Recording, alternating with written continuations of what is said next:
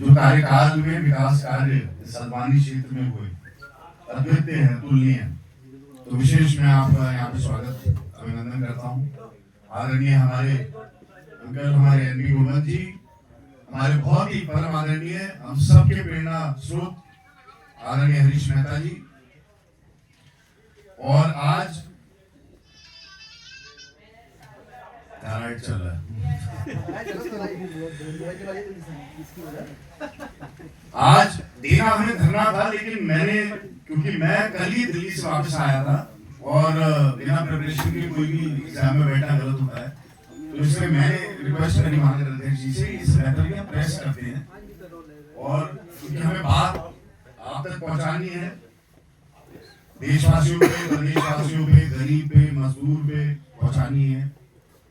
मैं भी चिंतन करते हुए आ रहा था कि बड़े अच्छा लगा मुझे, संसद में प्रियंका गांधी जी ने इतनी बढ़िया बात बोली।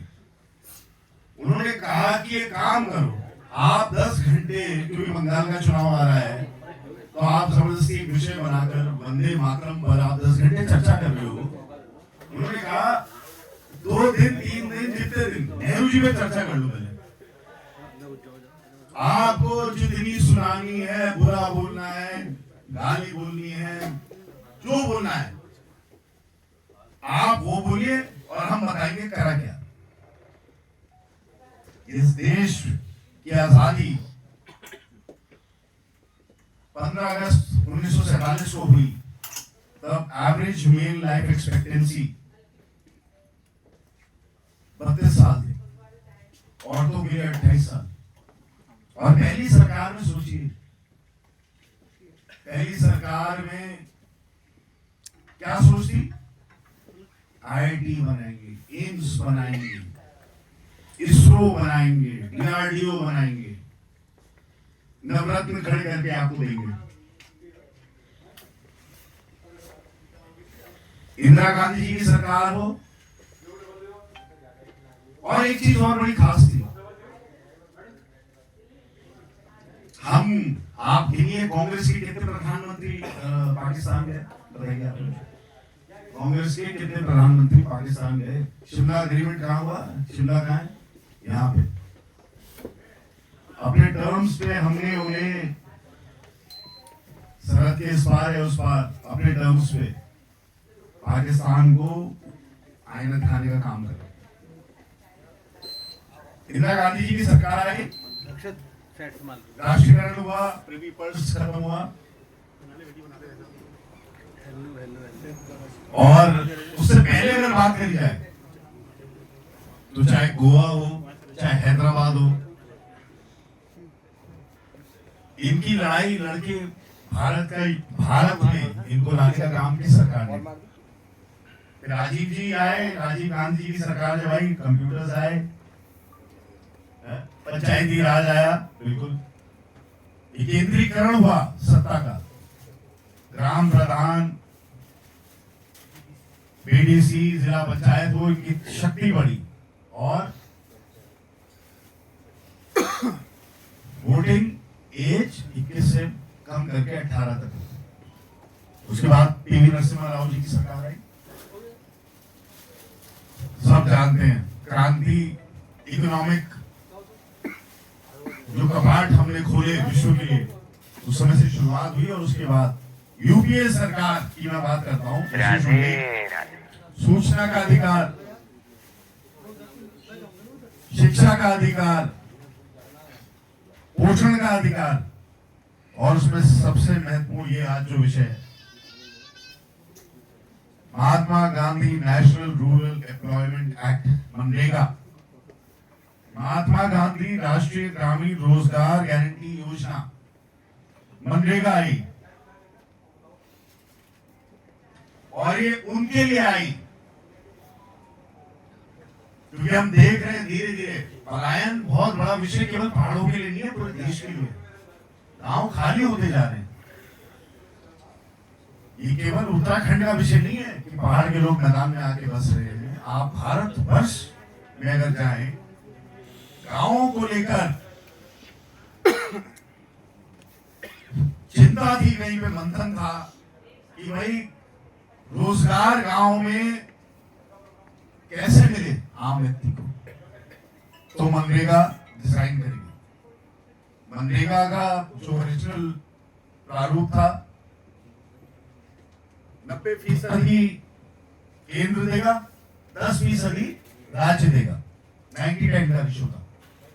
और जहां पे काम की आवश्यकता होगी वहां का ग्राम प्रधान संस्तुति देगा, वहां का बीडीसी संस्तुति देगा, जिला पंचायत सदस्य संस्तुति देगा और पैसा आएगा। मनरेगा का इतना, अगर आप बजट का आंकड़ा देखें, यूपीए सरकार बना एनडीए सरकार देख लीजिए, आपको खपत से पता लग जाएगा। आप अगर इसको निकालेंगे आपको खपत से पता लग जाएगा कि यूपीए की जो सरकार थी, कांग्रेस की जो सरकार थी, अरे बंद करवा दो, यूपीए की सरकार थी, कांग्रेस की सरकार थी, उसमें जो मद मिला बनाम एनडीए की सरकार में जो मद मिला, उसमें बहुत बड़ा गैप है।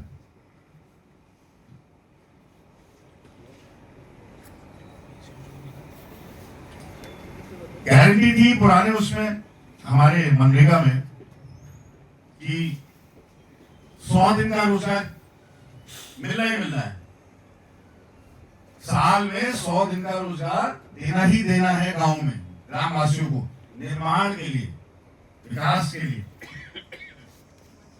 अब नया वाला क्या है जो एक्ट है, 60 दिन, 60 डेज, यानी कि सीधे एक तरीके से आपने आधा कर दिया उसको। उसके अलावा और सबसे बड़ा क्या पीड़ादायक विषय है, ये गांव खाली कराकर,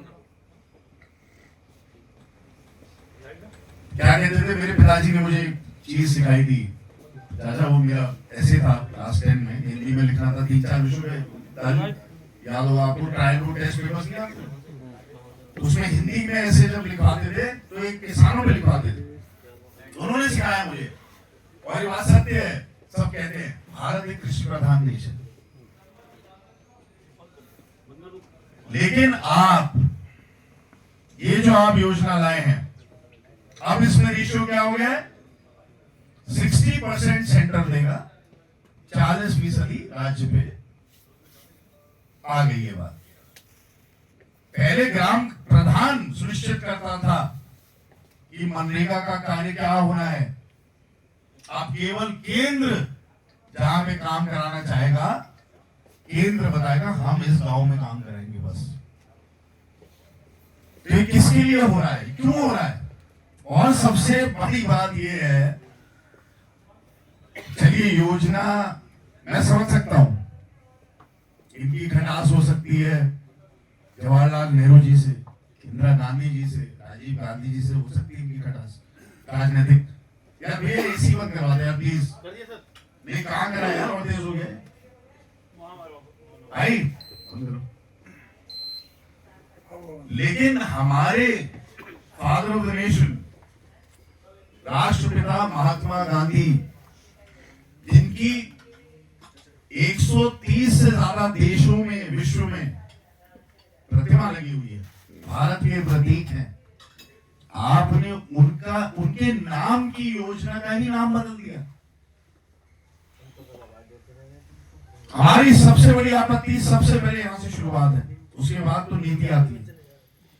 क्या ये हमारे राष्ट्रपिता महात्मा गांधी जी और हमारी राष्ट्र की जो नींव, आजादी, अहिंसा, ये जो प्रतीक है, क्या है उनके प्रति अपमान नहीं है? आप एक तरफ आरएसएस के लोग हैं, हिंदू महासभा के लोग हैं, 1942 में भारत छोड़ो आंदोलन का विरोध की 2 पार्टियों ने करा था, एक जिन्ना की मुस्लिम लीग ने और हिंदू महासभा ने, quit India movement.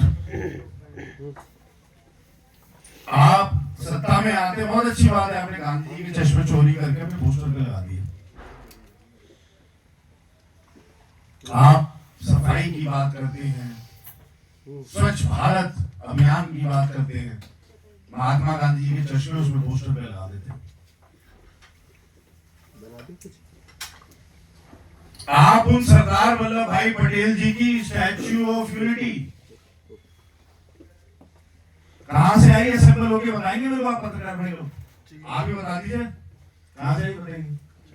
China, made in India, make in India, China से आती है, आप वो प्रतीक लगा देते हैं।